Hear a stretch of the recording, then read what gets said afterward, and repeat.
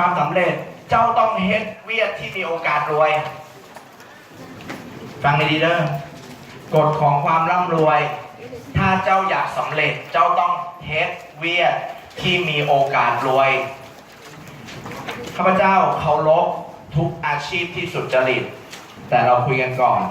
บางอาชีพเขาบอกขยันผิดที่อะไรนะขยันผิดที่ตายคาที่ก็ไม่รวยมันเป็นเรื่องจริงเนาะถ้าเราเฮ็ดเวียกที่มันบอกมีโอกาสมันก็บอกมีโอกาสหรอกขยันให้ตายมันก็บอกเปลี่ยนหรอกอะไรก็ตามเอี่ยมก็ตามที่มันง่ายเกินไปเส้นเราเฮ็ดเวียกประจำอยู่เนาะเขาก็มีโอกาสเอาเราออกได้บ่ได้เอาผู้อื่นมาเฮ็ดแทนได้บ่ได้ย้อนมันง่ายเกินไปอะไรที่ง่ายเกินไปมันจะอยู่บ่โดนอีหยังก็ตามที่เฮ็ดแล้วมันใส่ความพยายามเราต้องใส่ความพยายามพอสำเร็จมันสิอยู่โดนเห็นป่ะเนาะเอาล่ะก่อนเริ่มคนที่จะร่ำรวยกฎข้อหนึ่งอีกอย่างนะต้องเฮ็ดเวียกที่มีโอกาสรวยกฎข้อที่สองต้องเป็นคนที่ช่างสังเกต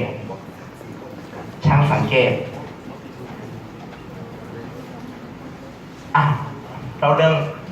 ให้ฟังเรื่องหนึ่งมีนักศึกษาแพทย์เรียนหมอเนาะนักศึกษาแพทย์เรียนหมอนักศึกษาแพทย์เนี่ยกำลังจะจบอาจารย์หมอก็มีการทดสอบอาจารย์หมอบอกว่าถ้าผู้ใดก็ตามที่เฮ็ดตามอาจารย์ที่ได้เกรดสูงผู้ใดบ่เฮ็ดอาจารย์จะปรับ F คือบ่ผ่านเพราะเป็นเรื่องที่สำคัญหลายนักศึกษาแพทย์ก็เดินเข้าไปในห้องก็พบกับอาจารย์ใหญ่อยู่กลางห้องอาจารย์ใหญ่คืออย่างผู้ว่าคือศพมีศพนอนอยู่กลางห้องมีอาจารย์ใหญ่นอนกลางห้องอาจารย์หมอก็ว่ากฎของการเป็นนักศึกษาแพทย์เจ้าต้องผ่านด่านทดสอบนี้อาจารย์ว่าให้เฮ็ดตามอาจารย์ด้วยการที่ให้ไส้นิ้วชี้จิ้มเข้าไปในรูทวารจากนั้นให้เอานิ้วชี้มาเลียนักศึกษาก็หัวเราะชอบใจเข้าใจว่าเป็นมุกอาจารย์ก็ทำหน้าจริงจังอาจารย์ว่าจริงอาจารย์บ่ได้ล้อเล่นสาวก็ทำหน้างงอาจารย์บอกถ้าเจ้าบ่เสื้ออาจารย์ซีเฮ็ดให้เบิ่งอาจารย์ก็เดินไปซื้อสวบช็อกทั้งห้องอันนี้วิชาอีหยังวะนี่อาจารย์บอกว่าถ้าบอกเฮ็ดตามก็มาจบเฮ็ดบอกถ้าเจ้าเป็นนักศึกษาแพทย์เฮ็ดต่อแถวกันเฮ็ดเลยต่อแถวกันเรียบร้อยมึงก่อนคืออาจารย์สิเปลี่ยนใจกูอยู่ท้ายเรียบร้อยบรอดเด้อ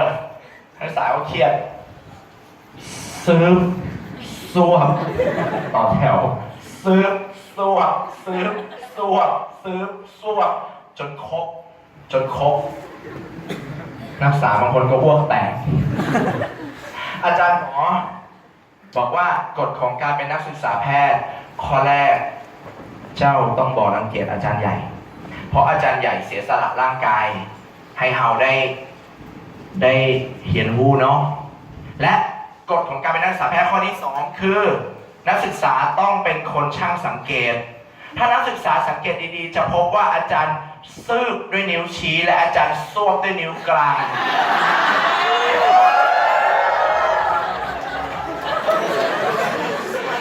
มือนี้เจ้าต้องสังเกตว่าพี่น้องสปป.ลาวไปเฮ็ดอีหยังร่วมกันที่นี่ล้นห้องแล้วถ้าธุรกิจมันบอกโอเคสิมาล้นห้องทำจังไรเคบอ2 ข้อกฎความร่ำรวยแล้วเด้อข้อที่1อีกอย่างนะเฮ็ดเวียกที่มีโอกาสรวยเจ้าจึง จะรวยข้อที่สองเจ้าต้องเป็นคนช่างสังเกตโอเคเอาล่ะเขาอยากให้เจ้าได้เบิ่งคลิปวิดีโอจากตัวเนาะมาดูความจริงของชีวิตกันเนาะเดี๋ยวเราลองดูวิดีโอกันนะ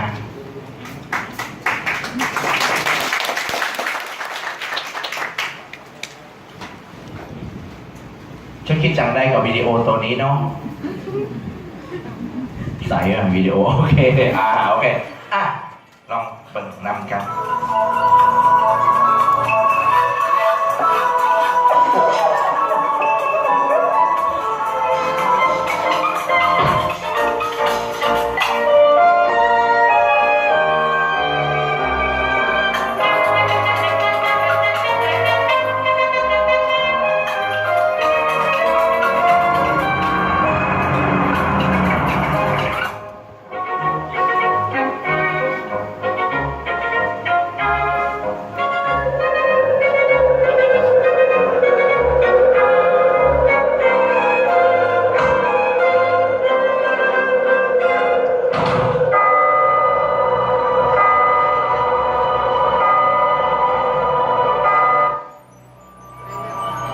ผมให้คลิปวิดีโอ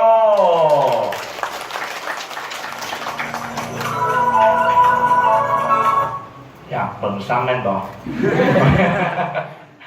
โอเคจะคิดจากไหนสัจธรรมชีวิตเด้อคนเราเคยไข้บอกเคยไข้ผู้ใดเคยเป็นไข้หวัดใหญ่บ้างเคยเป็นเนาะนอนทรงนานบอก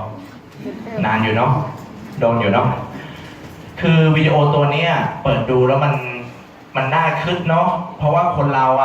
เราก็ได้มีแรงเฮ็ดเวียดไปตลอดชีวิตแมนบอวันหนึ่งเราสิหมดแรงวันหนึ่งเราต้องแก่แมนบอตอนนี้หลายคนยังหนุ่มยังสาวอยู่ดูจากอายุใบหน้าเฉลี่ยแล้วอยู่ประมาณ 19-23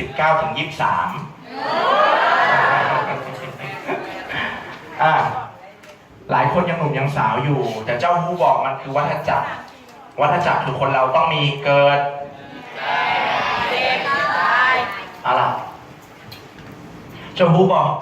หลายคนพ่อแม่เจ้าเองแม้แต่ตัวเจ้าเองในผู้ใดยังเป็นนักศึกษาอยู่ยกมือเรียนจบต้องเฮ็ดเวียดบอต้องเฮ็ดแมนบอเจ้าฮู้บอกหลายคนเป็นหัวหน้าครอบครัวคือดูแลเจ้าพ่อแม่เฮาดูแลเจ้าเนาะหรือตัวเจ้าเองอนาคตต้องแต่งงานบอหนุ่มๆต้องมีเมียบอสาวๆต้องมีผัวบอเจ้าฮู้บอกเมื่อเจ้าเริ่มอายุหลายขึ้นเจ้าต้องรับผิดชอบครอบครัวแมนบอเมื่อเจ้าต้องรับผิดชอบครอบครัวเจ้าก็จะเริ่มแบกทุกอย่างไว้ไม่ว่าจะเป็นค่าเรียนลูกค่าข้าวค่าอาหารค่าหมวดรถค่ากิ๊กใครมากับแฟนสังเกตถ้าแฟนหัวเราะเป็นพิเศษนะประโยคเมื่อกี้โอเคมันต้องมีค่าใช้จ่ายหลากหลายเนาะแล้วเจ้าฮู้บอกถ้าตัวเราเองเป็นคนแบกไว้ถ้าวันหนึ่งเราป่วยเราเป็นไข้หวัดใหญ่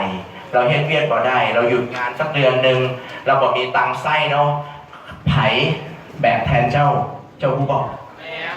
คนที่เจ้าฮักที่ต้องมาแบกภาระแทนเจ้ามื้อนี้การตัดสินใจมาเฮ็ดเวียดที่มันสร้างโตได้มันเป็นเรื่องดีเพราะทำให้เจ้าสร้างเอาไว้เพื่อคนที่อยู่ข้างหลังเจ้าเราเปิดต่อเนาะไปดูต่อกดบอกจะรู้จักบอกมีสัตว์อยู่2ชนิดมันมีลักษณะการหาข้าวกินหาอาหารกินที่แตกต่างกันสัตว์ชนิดแรกคือขี้เกียจเนาะขี้เกียจสัตว์ชนิดที่2ก็ดีอย่างนั้นที่นี่คือการโอเคแมงมุมมีขี้เกียจกับมีแมงมุมขี้เกียจเวลามันจะกินแมลงมันเฮ็ดอีหยัง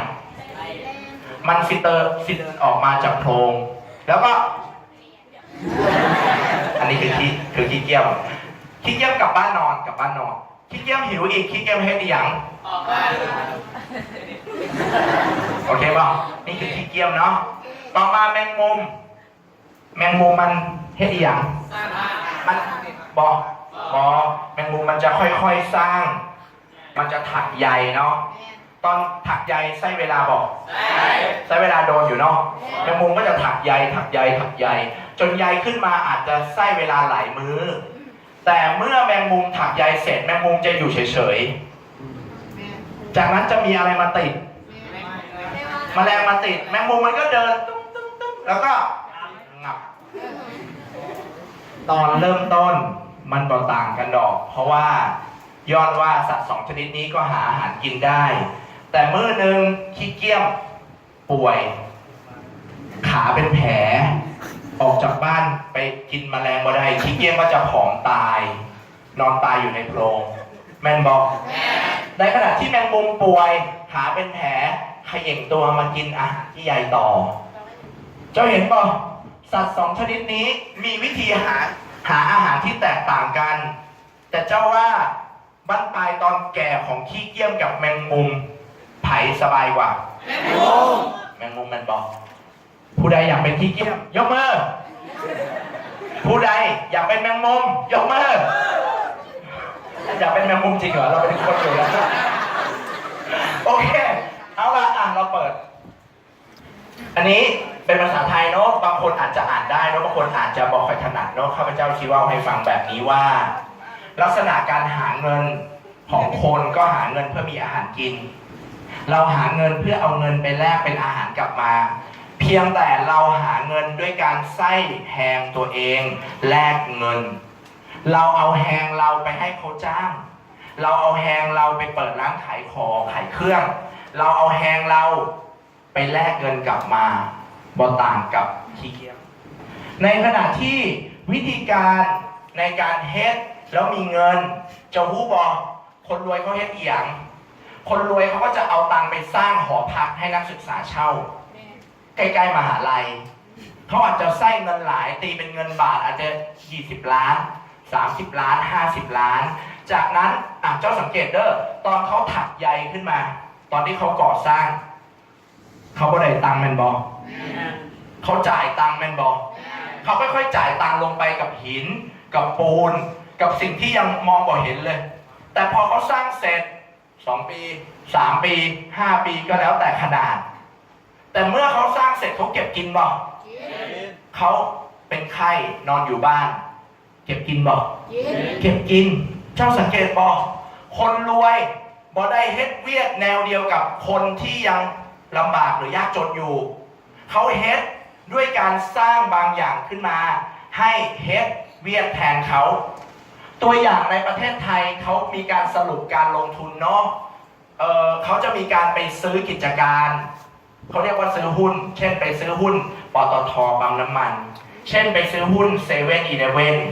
เช่นไปซื้อหุ้นท่าอากาศยานที่เครื่องบินลงแล้วเก็บกินค่าเช่าเขาบอกว่าถ้าเราอยากจะเฮ็ดแบบแมงมุมเราก็เอาเงินไปซื้อตัวอย่างเด้ออันนี้ในประเทศไทยเด้อถ้าเราอยากจะมีเงินใช้เฉลี่ยประมาณเดือนละ 10,000 บาทต่อเดือนเราก็เอาเงินไปวางประมาณ5 ล้านบาทประมาณ5 ล้านบาทคิดเป็นเปอร์เซ็นต์จะอยู่ที่ประมาณ 2% กว่าเฉลี่ยปันผลเด้อเขาเรียกว่าเงินปันผลเนาะถ้าเราอยากมีรายได้ไส้แบบสบายๆสักเดือนละ 100,000 บาทเราก็เอาเงินไปวาง50 ล้านก็ไม่ต้องเฮ็ดงานใดๆคือการกับซักเซสมอลนี่แหละพอเราสร้างเสร็จเนาะเจ้าก็เลือกดูว่ามี2 วิธีง่ายๆ1เจ้าสร้างเครือข่ายผู้บริโภคด้วยการลงทุน300 บาทแล้วก็สร้างเครือข่ายสะสมเครือข่ายวันหนึ่งเจ้ามีเครือข่าย1,000 คนนี้ซื้อสินค้าไส้ทุกเดือนเจ้าก็ไม่ต้องเฮ็ดเวียดใดๆแล้วเจ้าก็ช่วยให้คำแนะนำเขานี่คือวิธีแรกวิธีที่2เจ้าก็ต้องเฮ็ดซักเซสมอลก็ได้เจ้าก็เอาเงินไป50 ล้านไปวางเฮ็ดวิธีที่2ก็ได้คือกันเนาะเจ้าก็มีรายได้เดือนละ 100,000 บาทคือกันโอเคป่ะนะอันนี้คือวิธีที่แนะนำแต่ข้าพเจ้าจนเป็นพ่อค้าจนบ่ได้เฮียนสูงบ่มีตังค์หรอกอย่าว่าแต่50 ล้านเลย50,000ให้มีอยู่ในไทยเนาะฉะนั้นสิมีรายได้แบบแมงมุมมันเป็นเรื่องยากหลายในอดีตเนาะจะไปสร้างหอพัก50 ล้านเจ้าว่าดีบอกก็ดีแต่มีบอก50 ล้านไม่ต้องตอบเด้อบางคนอาจจะเป็นเศรษฐีซุ่มอยู่โอเคบอกถ้าเจ้ามีเจ้าก็เฮ็ด ฮ็ดหอพักไป50 ล้าน100 ล้านแต่ข้าพเจ้าเกิดมาจนสิเอาตังค์ที่ไหนไปวาง50 ล้าน100 ล้านแปลว่าถ้าเราจนเราก็ต้องเฮ็ดเวียดไปตลอดชีวิตแม่นบอแม่นเราเกิดมาเพื่อเฮ็ดเวียดอีหลีเกิดมาเพื่อไส้เวรไส้กรรมบอกไปเฮ็ดเวียดนี่มันสนุกบ่หรือมันเหนื่อยแสดงว่าคนเราเกิดมาเพื่อมีความสุขหรือเกิดมาไส้เวรไส้กรรมอีหลีเราเกิดมาเพื่อมีความสุขแต่ชีวิตจริงสิ่งที่เราเฮ็ดคือไส้เวรไส้กรรมงานนี้ผู้ชายที่มีเมียแล้วสิเข้าใจดีไส้เวรไส้กรรมมันคืออีหยังล้อเล่นโอเคเอาล่ะ50 ล้านถ้าเจ้าอยากมีรายได้ประมาณเนี้ยเดือนละ100,000 บาทแบบหยุดทำแล้วได้ตังค์เจ้าต้องหา50 ล้านให้ได้แล้วก็เอาไปวางในอพาร์ตเมนต์ในหอพักในหุ้นในอย่างก็ได้เจ้าก็จะมีรายได้เดือนละประมาณ100,000เนาะอันนี้คือวิธีแรกสำหรับข้าพเจ้าเองกดแล้วเจ้าต้องเก็บเงินแบบเดี๋ยวนี้เด้อคือเจ้าแบบคิดอย่างเดียวไม่ได้เด้อคิดอยากมีเดือนละ100,000ไส้เจ้าต้องมี50 ล้านแมนบอเพื่อไปทำหอพักเจ้าต้องเก็บมื้อนี้เริ่มเก็บเนาะเอาล่ะการจะมี50 ล้านเพื่อไปสร้างหอพักเจ้าว่าเจ้าเก็บเงินเดือนจักบาท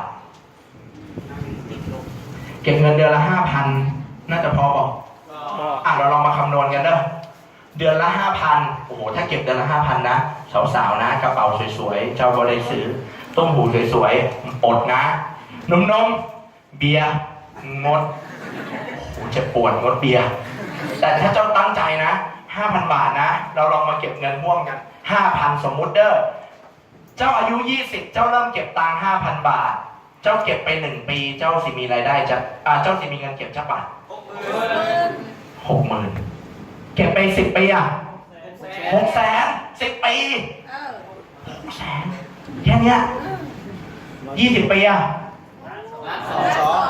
30 ปี1,800,000 40 ปี2,400,000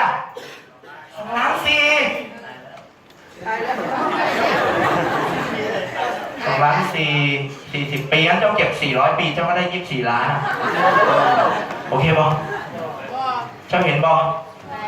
เคยได้ยินบอกเก็บเงินอดออมแล้วสิร่ำรวยข้าพเจ้าถึงบอกว่ามันบ่โดนเก็บยังไงมันก็บ่รวยเจ้าต้องกลับไปกดข้อ 1เจ้าต้องเฮ็ดเวียดที่มีโอกาสรวยโอเคบอเก็บเงินมันบ่รวยหรอกแต่บอใส่หมายความว่าผมเก็บแล้วออกไปกินเบียร์เลี้ยงหมดเลยผมแม่นอันนี้ก็อดตายมือนี้ด้วยนะฉะนั้นแล้วเจ้าต้องเริ่มเก็บเดี๋ยวนี้ล่ะมาดูกันต่อช่วยกดหน่อยเด้อเมื่อกี้ข้าพเจ้าสมมุติ 5,000 เจ้าดูเด้อชีวิตจริงผู้ใดเก็บตังค์เดือนละ 2,000 ได้ต่อเนื่องมาแล้ว5 ปีอย่ายกเจ้าสิกลายเป็นเป้าการยืมตังค์เจ้าก็ต้องยกเลยถ้าเจ้าเก็บจริงๆเจ้าดูเด้อเก็บจริงๆเดือนละ 2,000 เก็บให้ได้2,000อะไรเก็บได้แต่เจ้าต้องเก็บต่อเนื่อง10 ปีเจ้าว่ายากบอกเจ้าเคยเก็บเงินบอกแล้วสุดท้ายมีเรื่องต้องใส่เงินออกไปบอกคือเก็บแป๊บเดียว2 เดือนดีใจมากสักพักจ่ายออกไปหมดเลยเป็นแบบนี้บอกชีวิตเจ้าดูเด้อชีวิตจริงมันได้แค่นี้ค่าเฉลี่ยสถิติประเทศไทยอัตราการเก็บเงินมีแค่นี้เฉลี่ยเดือนละ 2,000 แปลว่าเก็บทั้งชีวิตตั้งแต่20ไปจน60เจ้าสิมีเงินเก็บ960,000อย่าว่าแต่50 ล้านเลยเฮ็ดเวียดยันตายเจ้าอยู่เฮ็ดเวียดไม่ได้60เจ้าต้องออกไปเฮ็ดเวียดต่ออายุ70เจ้าต้องเฮ็ดเวียดต่อเมื่อใดที่เจ้าหมดแรงบ่มีแรงเฮ็ดเวียดลูกหลานเจ้ามาเฮ็ดต่อเพื่อเลี้ยงเจ้ามื้อนี้เจ้าหาเงินเจ้าส่งให้พ่อแม่จักบาทส่งให้พ่อแม่ได้จักบาทเจ้าอยากส่งแต่เจ้าส่งบ่ได้เพราะเงินมันบอกพอไส้แม่นบอของมันแพงแม่นบอแล้วอนาคตลูกหลานเจ้าเงินสิพอไส้บอตอนที่ข้าวจานละ100 บาทตอนที่ก๋วยเตี๋ยวจานละ150 บาทลูกหลานสิกินก็ไปยังบอกพอเลยสิเอาอีหยังมาส่งเจ้าถ้าเจ้าเข้าใจเรื่องนี้เจ้าสิพูดว่าถ้าเฮ็ดเวียดที่มันบ่รวยเฮ็ดให้ตายมันก็บ่รวยเนาะเอาล่ะเปิดต่อเจ้าเห็นบ่ เมื่อกี้เก็บสุดๆทั้งชีวิต 960,000ยังบ่ฮอดล้านเลยเจ้ามีเงินใช้เฉลี่ยแค่ 2,000 บาทจากการเอาเงินไปวางในอะไรก็ได้ที่มันงอกเงยกลับมาค่าเฉลี่ยมันได้แค่นี้เนาะ 2,000 มันบ่พอกินแมนบอเอาล่ะทางเลือกของเจ้ากดต่อ1ก็กดเลยเด้อก็ว่าต้องใช้ชีวิตแบบแมงมุมก็ได้ก็เหนื่อยมันไปจนแก่ตายเหนื่อยไปเลยก็เป็นจิ้งจกก็ออกไปมีแรงก็แบบอายุ65ก็อายุ72ก็นี่คือวิธีแรกเนาะยอมแพ้แต่บอแมนพวกเราในห้องนี้แมนบอพวกเราหัวใจบอกยอมแพ้แมนบอมาต่อไม่ต้องแพสซีฟก็ได้วะมันบอกคนขี้แพ้คนที่คิดยอมแพ้แบบกูไม่ต้องแพสซีฟไม่เห็นต้องกูเฮ็ดเวียนไปอย่าลืมเด้อเมื่อเจ้ามีลูกเจ้าก็ต้องมารับเหตุการณ์นี้คือกันกับเจ้าต่อแมนบอกกลับมาอยู่ในวัฏจักรแล้วต่อเปิดต่อแล้วถ้าวันหนึ่งที่ล้มไปคนที่เจ้ารักก็ลำบากเพราะเจ้าบอกได้มีอีหยังสำรองไว้เลยเปิดต่อเขาถึงบอกว่าธุรกิจแบบเน็ตเวิร์กระดับมหาเศรษฐีระดับโลกคนนี้รวยอันดับ1 ใน 5ของฮาวายเขามีเงินเป็นแสนล้านการที่เขามีเงินเป็นแสนล้านเขายังตอบเลยว่าเขาเนี่ยสนับสนุนให้คนเนี่ยเข้ามาทำธุรกิจแบบนี้เพราะในยุคที่เขาสร้างตัวอาจจะยังไม่มีธุรกิจแบบนี้40 ปี 50 ปีแต่เขาเห็นความสวยงามธุรกิจนี้แม้แต่มหาเศรษฐีที่กลายเป็นประธานาธิบดีอเมริกาที่รวยเป็นแสนล้านเช่นกันคือโดนัลด์ทรัมป์ยังแนะนำเลยให้คนที่ไม่ได้มีสายป่าน50 ล้าน100 ล้านเข้ามาเฮ็ดธุรกิจแนวนี้แล้วจะใช้ชีวิตแบบแมงมุมได้เราเปิดต่อวันนี้หัวข้อของข้าพเจ้าคือ Why Success More เมื่อกี้เกิดนำเมื่อกี้คือการเกิดนำเนาะข้าพเจ้าอยากเล่าแบบนี้ว่าธุรกิจแบบเครือข่ายดีมากทำให้เจ้าเปลี่ยนชีวิตได้แต่เรื่องที่อันตรายที่สุดคือบริษัทเหล่านี้หลายคนแค่อยากรวยแล้วมาเปิดเป็นคนรวยแล้วมาเปิดเขาบ่ได้มีความเป็นมืออาชีพในการสร้างธุรกิจเปรียบเสมือนเจ้าขึ้นเรือเอางี้เจ้าขึ้นเรือบินดีกว่าเจ้าขึ้นเรือบินเครื่องบินเนาะเขาบอกว่าเจ้าขึ้นเครื่องบินฟรีไปเที่ยวประเทศไทยสนใจบอกน่าสนใจเนาะเที่ยวฟรีเนาะแต่คนขับเครื่องบินขึ้นขับครั้งแรกเหมือนกันบอกเคยเรียนการขับเครื่องบินมา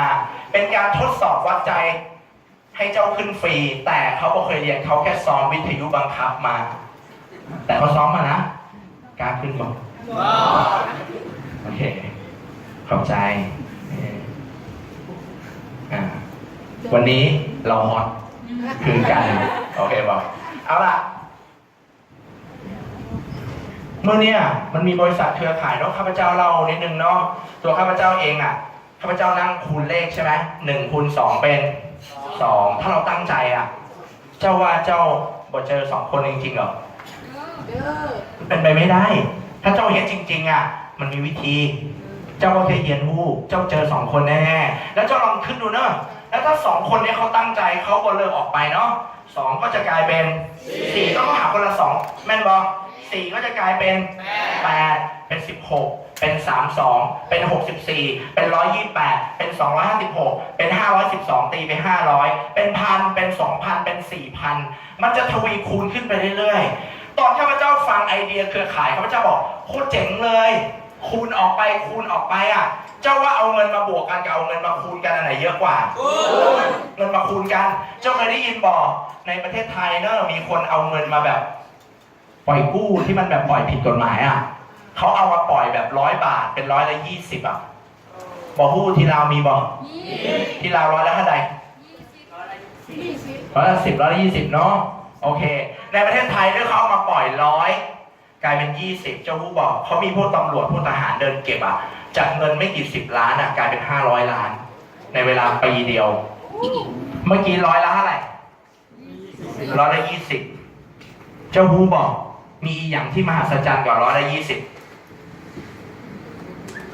100 ละ 100เจ้ามี1 คนทวีคูณเป็น2 นี่คือเท่า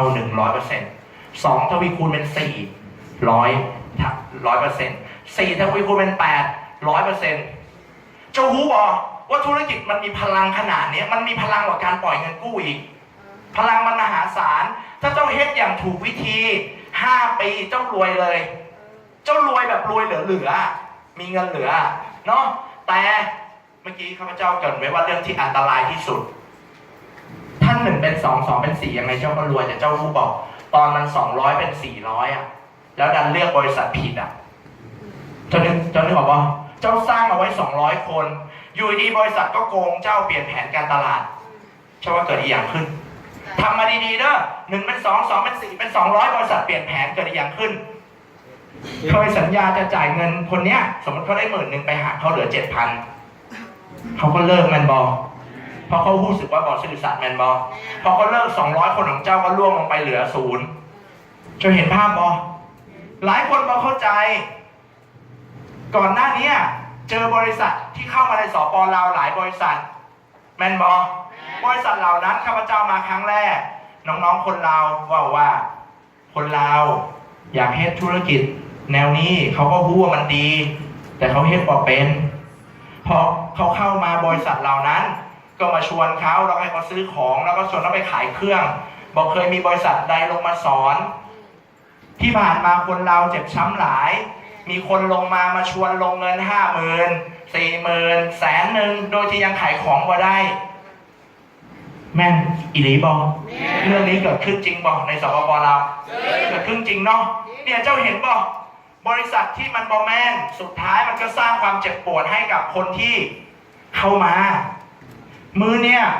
มี Success Mall เกิดขึ้น Success Mall มีระบบการสอนบอSuccess Mall มีทีมมาช่วยเจ้าบอSuccess Mall มีผู้นำหลายๆคนที่พร้อมจะพาเจ้าไปสำเร็จแม่นบอถ้าเจ้าเบิ่งเจ้าสีหู้ว่ามันแตกต่างSuccess Mall บ่ได้เอาเงินคนมาลงทุน50,000 100,000แล้วก็ปล่อยเขาทำบ่เป็นบ่มีแนวนั้นใน Success Mall มันมีบริษัทหลายบริษัทที่เปิดขึ้นมาแล้วก็พยายามสิเป็น Success Mall แล้วก็เริ่มเข้ามาในสปป.ลาวมีบ่แล้วเจ้าก็หู้สึกตื่นเต้นจังเลย Success Mall ในสปป.ลาวปีกว่า2 ปีแต่อันนั้นเพิ่งมาใหม่แล้วบางคนก็บอกหู้เรื่องก็เข้าไป1เป็น2 2เป็น4 4เป็น8เป็น200แล้ววันดีคืนดีบริษัทเหล่านี้โกงเจ้าขึ้นมาอย่างเกิดขึ้นเครือข่ายที่เจ้าถักทอมาก็หายแล้วก็เริ่มใหม่เจ้าฮู้บอกข้าพเจ้าเจอแบบนี้ด้วยประสบการณ์ก่อนมาเฮ็ด Success Mall ข้าพเจ้าอยากสำเร็จในเครือข่ายข้าพเจ้าบ่ได้เป็นคนเก่งมาก่อนข้าพเจ้าแค่ฝึกตัวเองจนดีขึ้น2 ปีแรกที่ข้าพเจ้าเฮ็ดธุรกิจแนวนี้ข้าพเจ้าแทบบ่ได้ตังค์เลย4 เดือนแรกได้0 บาทกับบริษัทแรกที่ทำเมื่อ19 ปีผ่านไป2 ปีได้ตังค์อยู่เดือนละ1,000-2,000มันเฮ็ดบ่เป็นพอเราเริ่มเฮ็ดเป็นบริษัทก็บ่ซื่อสัตย์เปลี่ยนแผนการจ่ายทำไปแรกๆก็ดีแม่นบ่ลด PV สินค้าลงเราก็เจ็บปวดสักพัก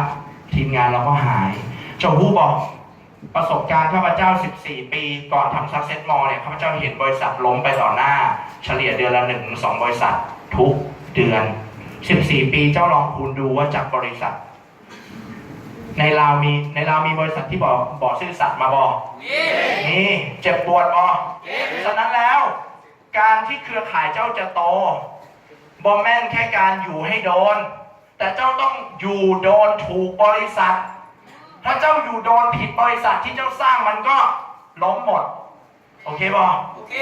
นะเรื่องนี้สำคัญหลายข้าพเจ้าเลือกบริษัท Success Mall จากประสบการณ์ที่เคยเฮ็ดธุรกิจแนวนี้ในประเทศไทยแม้บอกสำเร็จแต่ความรู้ในการคัดเลือกบริษัทเรามีเยอะขึ้น Why Success Mall ทำไมต้องเป็น Success Mall ข้อแรกเจ้าของบริษัทเคยเป็นเฮามาก่อนเขาเป็นนักธุรกิจเครือข่ายคุณหมอเป็นนักธุรกิจเครือข่ายมากกว่า16 ปีคุณหมอเองตอนเริ่มต้นบ่ได้อยากจะตั้งบริษัทเองอันนี้ข้าพเจ้าเล่าให้ฟังแบบอินไซต์เลยคุณหมอเองเนี่ยตอนเริ่มต้นเนี่ยเขามองเห็นว่าธุรกิจเนี้ย ทำให้คนสุขภาพดีขึ้นและยังทำให้คนมีช่องทางหารายได้ ส่วนตัวคุณหมอเองเป็นหมอต้องใส่มือในการรักษาคนวันหนึ่งเจ็บมือไปก็บอกมีแหงบอกมีเงินเข้าเนาะคุณหมอมองว่าธุรกิจเครือข่ายเป็นธุรกิจมหัศจรรย์สามารถเปลี่ยนแปลงชีวิตได้คุณหมอก็เข้าไปเฮ็ดธุรกิจเครือข่ายบริษัทที่คุณหมอทำคุณหมอสร้างจนประสบความสำเร็จบ่แม่นแบบ2 สายเด้อยากกว่าเด้อเป็นแบบหลายๆสายเลยเด้อคุณหมอเฮ็ดจนคุณหมอมีรายได้แตะเดือนละ1 ล้านบาทในเวลา2 ปีบริษัทนั้นน่ะสินค้าราคาค่อนข้างสูงด้วยเป็นสินค้าจากอเมริกาแต่หลังจากนั้นบริษัทก็บอกซื่อสัตย์ก็ไปลดคะแนนสินค้าลงแล้วก็ทำความเจ็บปวดให้กับนักธุรกิจคุณหมอก็เลยต้องไปบริษัทที่2ถ้าเจ้าดูในประวัติเจ้าจะรู้ว่าชื่อบริษัทนี้ยังอยู่ในไอแชร์อยู่ในไอแชร์เป็นบริษัทที่2บริษัทเนี้ยสินค้าเป็นตัวแบบอมใต้ลิ้นอะอมใต้ลิ้นเนาะแล้วก็คุณหมอก็เข้าไปเฮ็ดด้วยความตั้งใจที่นี่คุณหมอสำเร็จสูงกว่าเดิมนะคุณหมอมีรายได้เดือนละสูงสุดที่ 2,780,000 บาทต่อเดือนมีทีมงานประมาณ 200,000 คนใน20 ประเทศท่านบริษัทธรรมดาเด้อท่านสร้างเครือข่ายแล้วเขาเรียกระดับโลกอ่ะบริษัทสร้างแค่ประเทศเดียวคุณหมอสร้างไป20 ประเทศอ่ะจนมีรายได้เดือนละ2.7 ล้านอ่ะ2.7 ล้านนี่ปีหนึ่งเท่าไหร่30 กว่าล้านปีละ30 กว่าล้านโมเมนต์กีบเดอร์บาท30 กว่าล้านบาทเนาะคุณหมอสร้างแล้วอยู่ดีๆบริษัทก็เปลี่ยนแผนอ่ะสัญญาจะจ่าย 10% อยู่ดีไปลดเหลือ 7% คุณหมอก็เจ็บปวดตอนนั้นข้าพเจ้าฟังคุณหมอก็ว่าจากนั้นผมก็เลยตัดสินใจลาออกจากผู้อำนวยการโรงพยาบาลเพื่อมารับผิดชอบทีมงานหลังจากเกิดปัญหาบริษัทที่2ข้าพเจ้าก็แปลกใจคุณหมอทำพาร์ทไทม์ฟังดีๆเด้อทำพาร์ทไทม์มีรายได้เดือนละ2.7 ล้านใน20 ประเทศข้าพเจ้าแปลกใจมากตอนฟังครั้งแรกไอเราแม่งฟูลไทม์วิ่งแทบตายไม่บอกเคยสำเร็จก็บ่โดนคุณหมอทำพาร์ทไทม์เดือนละ2.7 ล้านข้าพเจ้าเอะใจตอนแรกว่าเอ๊ะทำไมคุณหมอเขาทำจังใดเนาะเขาทำเป็นผู้อำนวยการโรงพยาบาลด้วยแล้วยังทำเครือข่ายด้วยคุณหมอก็เล่าว่าเริ่มเล่าเคล็ดลับให้ฟังว่าวันนี้ธุรกิจเนี้ยเวลาคูณออกไปอ่ะเรามีคนเยอะๆอ่ะเราก็สามารถดูแลคนทุกคนได้เหมือนตอนเรามี2 คนเพราะว่าคนเยอะแมนบอจะโตในธุรกิจนี้ต้องใช้ระบบอันนี้ที่คุณหมอว่าเลยนะต้องใช้ระบบแล้วสิเติบโตเจ้านึกภาพเอาเรากลับมาปัจจุบันของเรามื้อนี้เจ้าพาคนมาเจ้าว่าเป็นบอเจ้าว่าเป็นหรือเจ้าว่าซักเซสมอไม่เป็นแมนบอโอเคเจ้าว่าซัก